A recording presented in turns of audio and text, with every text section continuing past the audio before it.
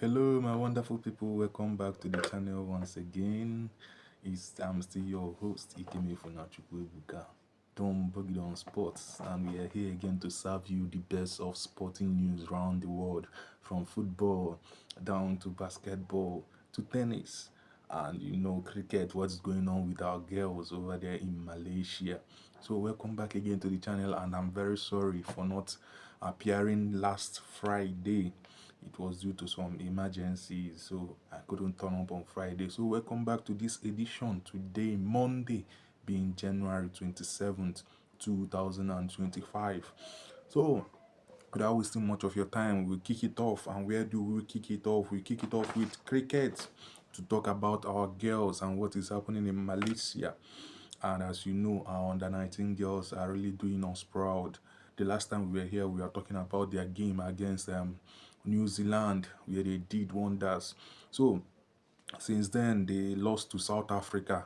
They lost to South Africa by 25 runs, but nevertheless, they still made it out of the group. So they will be playing Ireland. They will be playing Ireland on Wednesday. 3:30 a.m. on Wednesday, they will be playing Ireland over there in Malaysia for a spot in the semi-final. It's the Super Six. It's the Super Six. So we pray for the girls that they really beat Ireland well, because if they beat Ireland well, they stand a chance to make it to the semi-finals. Although Ireland, they are not a small team. They beat Pakistan in their last game. So we really wish our girls well. We really wish them well. They were meant to play England on Saturday, but the match didn't go on. It didn't happen because it was abandoned due to toss. It was abandoned. So we wish them well in the Super Six game against Ireland on Wednesday.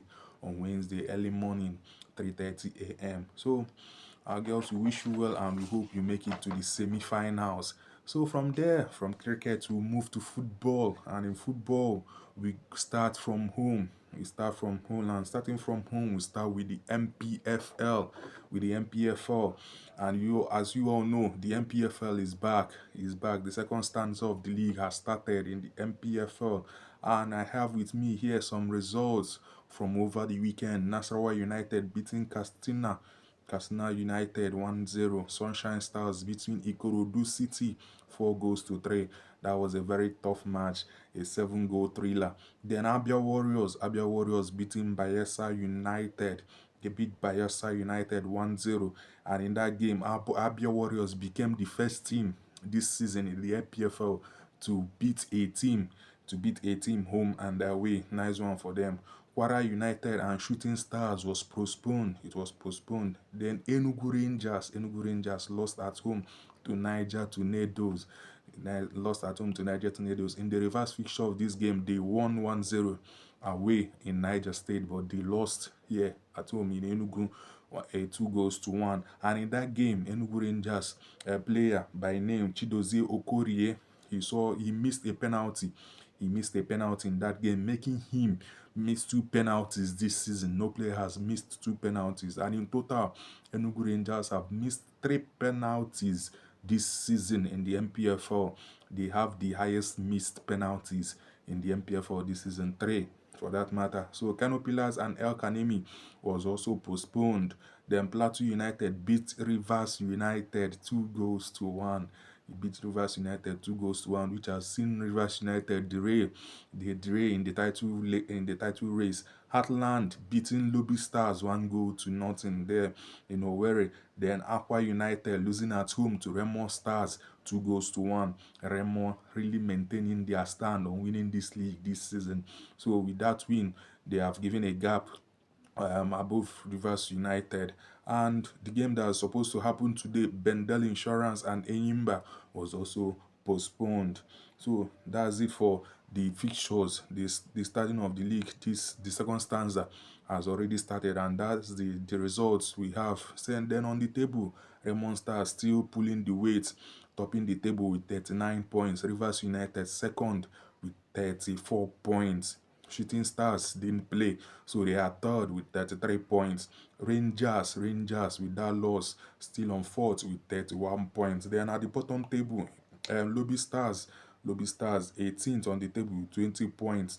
Aqua United 19th with 19 points, and Nasarawa United 20th in the league with 19 points. That's it for the table there. That's it for the MPFL there. So and before the game there was a preview of the best 11 for the half of the season, and with me, from what I have from the MPFL media team here, on the goalkeeper we have here is from Rangers International, Lucky Abdullahi is the one who's been picked as his best goalkeeper after half at the half point of the season. On the left side is Austin Okpara for Rangers, Ifeanyi Onyebuchi, centre back for Rangers, Stephen Manyo also in the centre back. Then right back for from Raymond Stars is Sadiq Ismaili.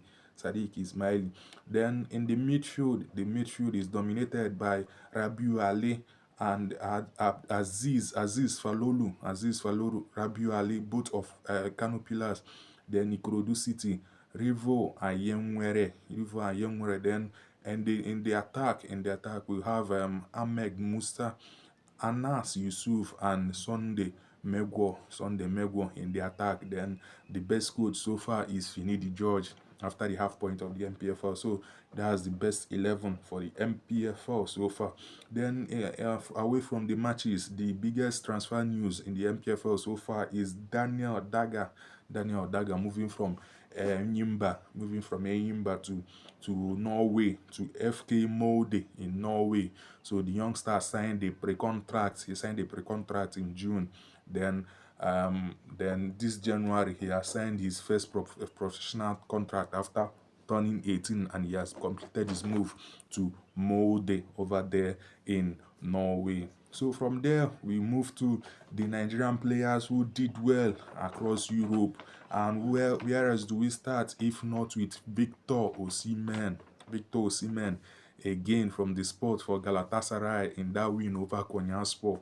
So he took that spot kick and he has been running away and moving Galatasaray to winning the league this season. That guy is really a blessing after what he did for Napoli. He's now in Turkey doing it for Galatasaray. From the spot, he scored in that game against Konyaspor. Then Cyril Dessers, a man who has just picked form, We saw what he did against Manchester United, and he hasn't stopped again. He hasn't stopped. He has continued. He scored again over the weekend. And Samuel Chukwueze did really well for AC Milan, scoring that winner in that entertaining game yesterday. Samuel Chukwueze tapping in from close range to give AC Milan that win. And also Gift Orban scoring on his debut for Hoffenheim. So these are the guys that did really well. Even Alex Iwobi came close yesterday against Manchester United. So kudos to these boys, and I hope Eric Chell is watching these guys. From there, we talk about the trending news in Nigeria. We'll start with what happened between Finidi George and Sevilla coach. You remember over the week, Finidi George he lambasted the Sevilla coach Pimenta. He lambasted him for disrespecting Kelechi Iheanacho and for not playing him. But over the weekend, the Sevilla coach has replied. Finidi George, he said that he didn't see the video, he didn't hear the message, but told Finidi George that he doesn't disrespect Kelechi Iheanacho. He just plays the players who are ready for him at the moment, and Iheanacho doesn't seem to be the player ready at the moment for him. So he has said that he respects Kelechi, and he sees him as a very calm and cool-headed guy, but he plays players who are ready for him at the moment. So from there, Sadiq Umar has come out to back. He has come out to back the Super Eagles' new coach, Eric Chell. He has said that he has watched Mali. A lot of times. When Eric Chell was with the Malian team. He has watched them, and he believes that if Eric Chell can bring what he instilled in the Malian team to the Super Eagles, that they will really do well. So he has backed the coach, and he believes that the coach will really do well. So nice one coming from one of the players there. And also Victor Osimhen the trending issue over last 2 weeks between him and the Turkish journalist Tolang Bozuma. The video that was circulating when Victor came out to say that these guys are accusing him for assaulting him. So Victor has finally taken legal action. He has sued the guy. So let the case be in court. So whoever wins, we are ready. We will still have our eyes on the case to see what really happens out there. So from there, we'll move to Africa. And CAF. We move to CAF. Whereas we start, if not from CAF. And the biggest news in Africa today will be the draws, the AFCON draws, which is happening today, 7 p.m. West African time over there in Morocco. The AFCON draws will be happening today over there in Morocco. And in Pot 1, we have Nigeria in Pot 1 together with Morocco, Egypt, Senegal, Algeria, and Ivory Coast. We have Nigeria in Pot 1, which is for me is a blessing somehow, because we tend not to play this big guy. But that doesn't mean that we don't have other tough opponents. For me, I think we still have tough opponents like Cameroon, like South Africa. South Africa are still there in Pot 2. Then we have Mali, Tunisia, Burkina Faso. These are strong teams also waiting for the Super Eagles in the other ports. So we hope that our guys get an easy group. That's where we can start from. We just pray that we get an easy group in the draws. So, and this AFCON is a 24 team tournament. So we wish our boys well, and we pray that luck shine on us today during the draws. Then from there, we talk about the logo. The logo has also been unveiled. The logo for the Morocco 2025 AFCON has also been unveiled. So nice one there, and we wish our boys well. We wish them well, and we hope we get a better draw this time around. From there, we talk about transfers. We are finally coming to the winter transfer is finally coming to an end. We are in the final week of the January transfer window, and where do we start if not from Al Nassr? Al Nassr and Fenerbahce has reached an agreement to move for Anderson Talisca. They are in the final stages of talk for the move for Talisca to move from Al Nassr to Fenerbahce.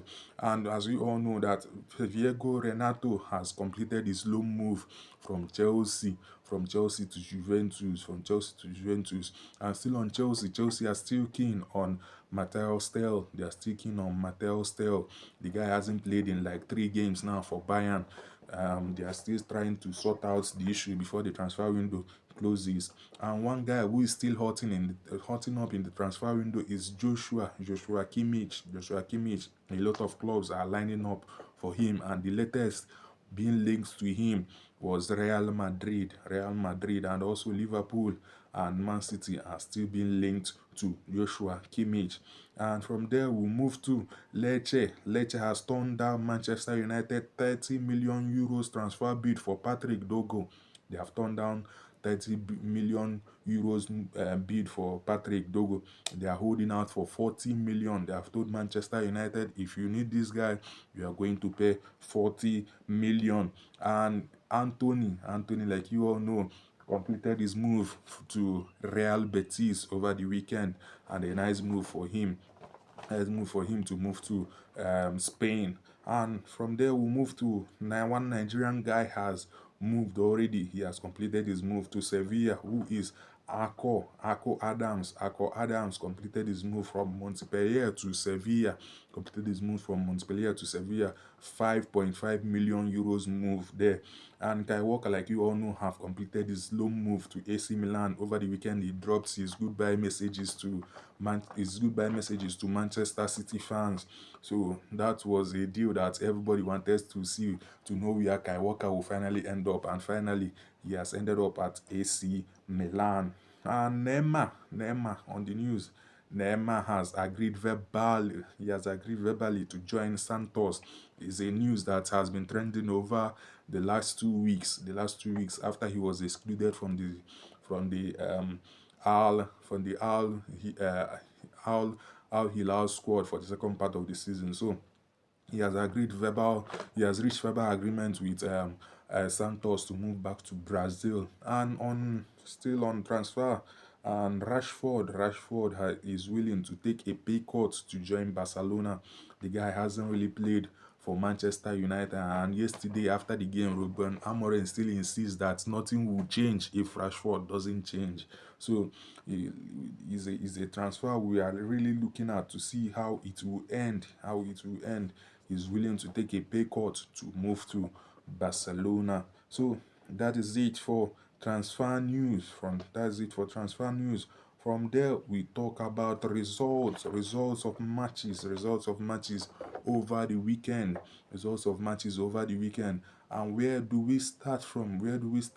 If not from the Premier League? Or from the Premier League.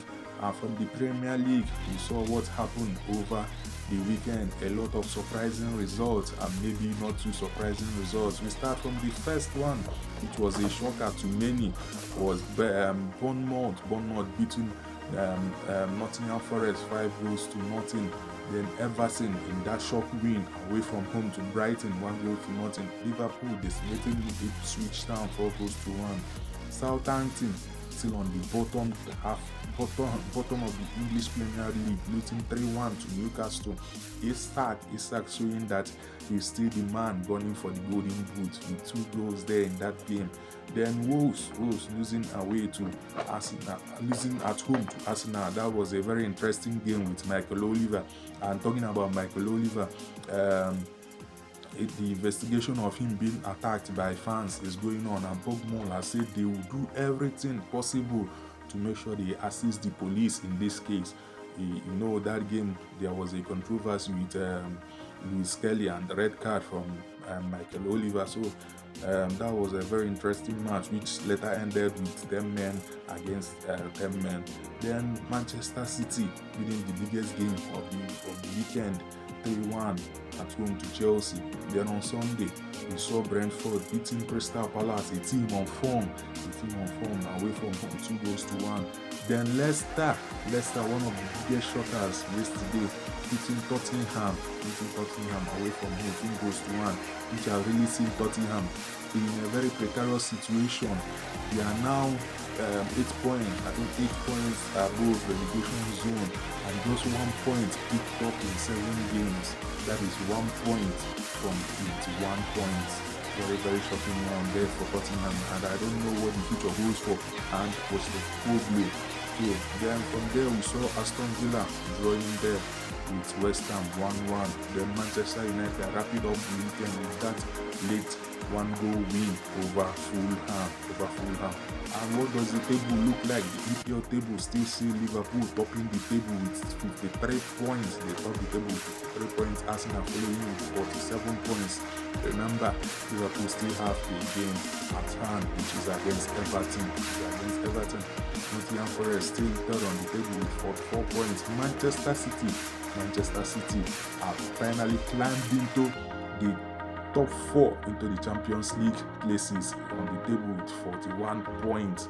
Then Newcastle 5th with 41 points. Chelsea on 6th with 40 points. Then down we look at Manchester United, who moved a place up to 12th with 29 points. So that's it for the EPL.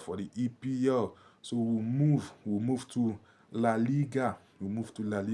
What does La Liga look like over the weekend? Real Betis, the new club for Anthony, picked up a win. Surprisingly, they haven't won in how many games? But finally, the transfer of Anthony happened and they finally picked a win. So they beat Mallorca away from home 1-0. Atletico Madrid dropping a very, very crucial point to Villarreal 1-1. Sevilla 1-1 also with Espanyol. 1-1 also with Espanyol.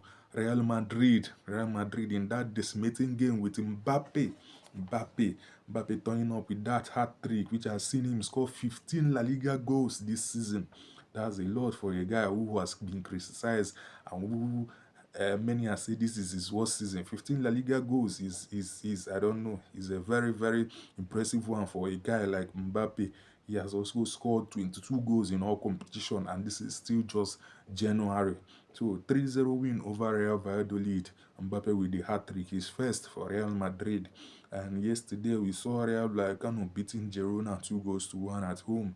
Real Sociedad losing at home to Getafe 3-0. Then Bilbao Atletico Club Bilbao in a goalless draw with Leganes. Then Barcelona, the biggest scorers, the eight-goal thriller game against Valencia. That was decimating Barcelona back to his best, 7-1. This has seen Barcelona score 101 goals so far this season in all competition for Barcelona. In all competition. And with that results over the weekend, these are seen Real Madrid clear on top with 4 points above Atletico Madrid on 49 points. Atletico Madrid second with 45 points. Barcelona third with 42 points. Atletico Bilbao with that point dropped over the weekend now sit fourth on 40 points. That's it for the top four in the La Liga. So from there, where do we stop? We'll move to Serie A. In Italy. Torino beating Cagliari 2-0. Then we pick the important games. Atlanta coming from behind to beat Como 2-1 away from home. Then Napoli handed Juventus their first defeat of the season, beating Juve 2-1. They beat Juve 2-1. Then from there, Empoli draw with Bologna 1-1. And then the match we all talked about, Chukwueze scoring the winner for AC Milan, beating Parma 3-2. Then Roma away from home beating Udinese 2-1. Inter Milan beating Lecce 4-0. Then the hottest match yesterday evening, the last match of the weekend, saw Fiorentina beating Lazio away from home 2-1. That means that Napoli is still comfortable at top of the Italian Serie A, followed by Inter. So that's it for Serie A. That's it for club football over the weekend. And from there, we enter and preview the Champions League, which is coming up this Wednesday. The Champions League is coming up this Wednesday. And this is the final group games of the Champions League, which is coming up this Wednesday. And we will also preview and tell you who has qualified, who is remaining, and who will still battle for places in the next round. So talking about the Champions League, the final group stage games will be played this Wednesday, also with Europa League coming up this Thursday. Then you know the table. Liverpool are still unbeaten. They are on a winning streak. 7 games, 7 wins. They have already qualified for the next round after 7 games with 1 point. Barcelona the same thing with 18 points. So the top 8, I'll give you the top 8 in the Champions League table.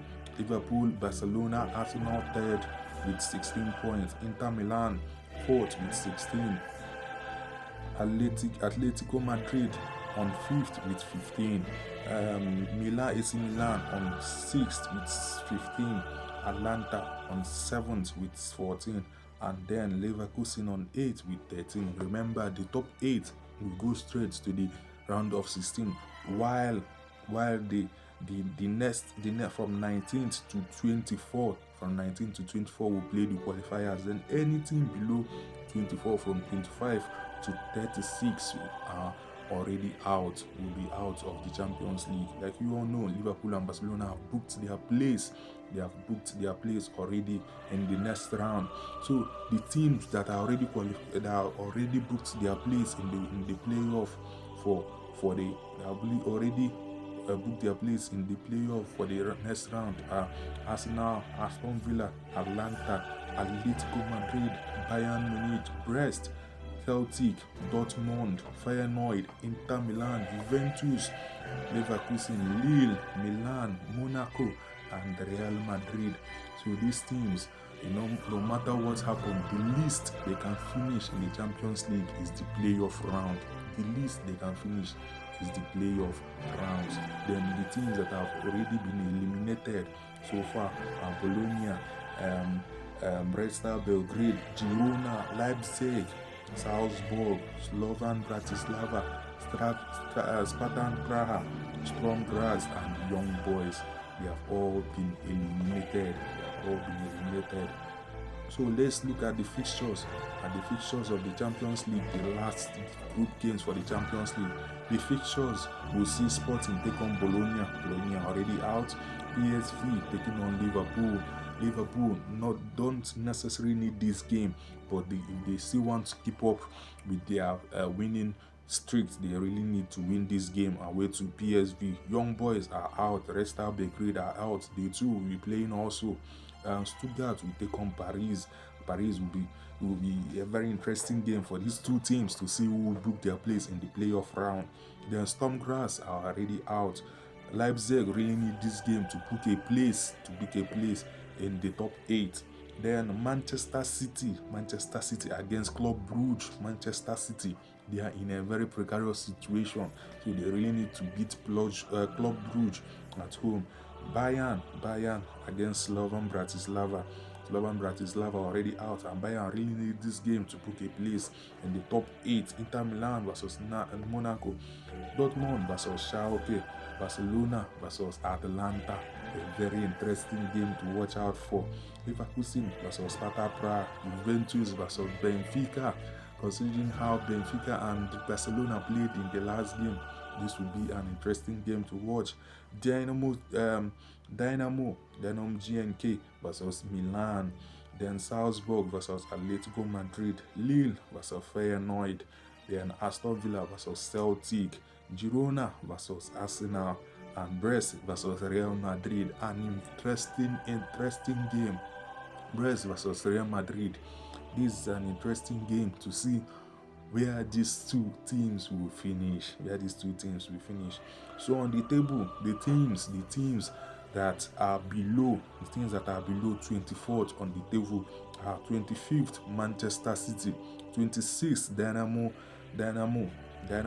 27th Shakhtar Donetsk, 28th Bologna, 29th Sparta Prague, 30 Leipzig, 31 Girona, 32 Red Star Belgrade, 33 Storm Graz, 34 Salzburg, 35 Slovan Bratislava, and 36 last on the table with 0 points together with Slovan Bratislava is Young Boys.